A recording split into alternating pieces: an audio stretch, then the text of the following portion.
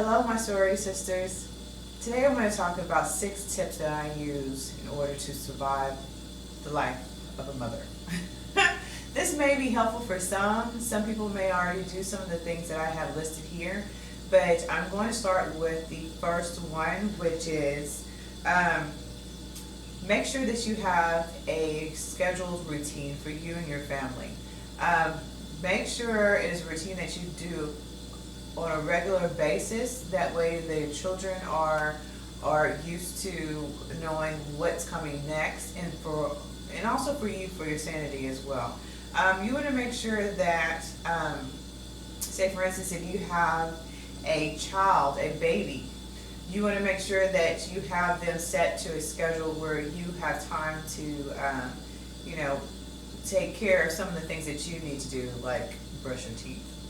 Sometimes we don't have time for that, if we're honest with each other.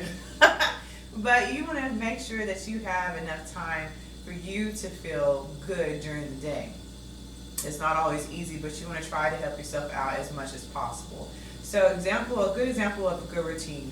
I would say first, by starting up in the morning and waking the child up at least 7 o'clock or 8 o'clock in the morning. I know sometimes it's easier to let them just sleep in, but trust me, if you get them up early enough, they'll be able to go sleep later early in the evening.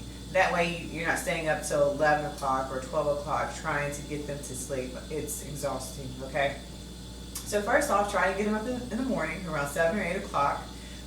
Fix their breakfast, and while you're doing that, you can talk to the baby or have them playing with blocks or something like that to keep them occupied while you're cooking dinner for them. Breakfast, excuse me. After you fix breakfast, you want to sit down yourself, Mom, and remember you also need to fuel yourself and make sure that you eat as well. If the baby sees you're eating, and that encourages them to eat also.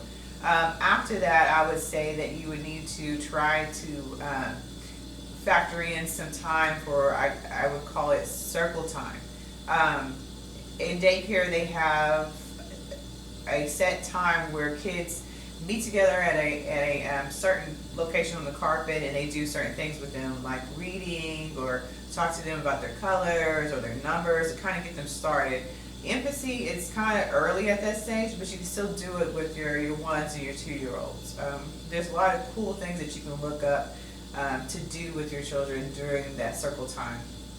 After that, you want to make sure you let them up to play and everything else, and try to factor in some of your time. Like I said again, make sure that you have your time to get yourself prepped, because for me, it seems like if I look somewhat decent, then I feel decent. But if I look like a hot mess, then I'm going to feel like a hot mess. I mean, that's just for me.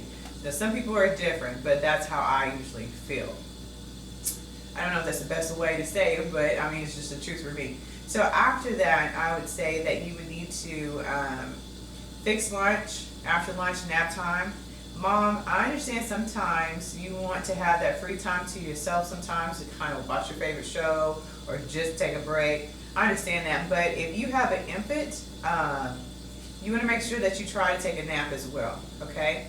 That way you're fueled, because having a baby around that can cry and needs a lot of attention and love and things like that at that age, you kind of want to make sure you're fueled enough to give to that child, especially if you're married or you have a partner. You want to be able to be energetic whenever he comes into the door.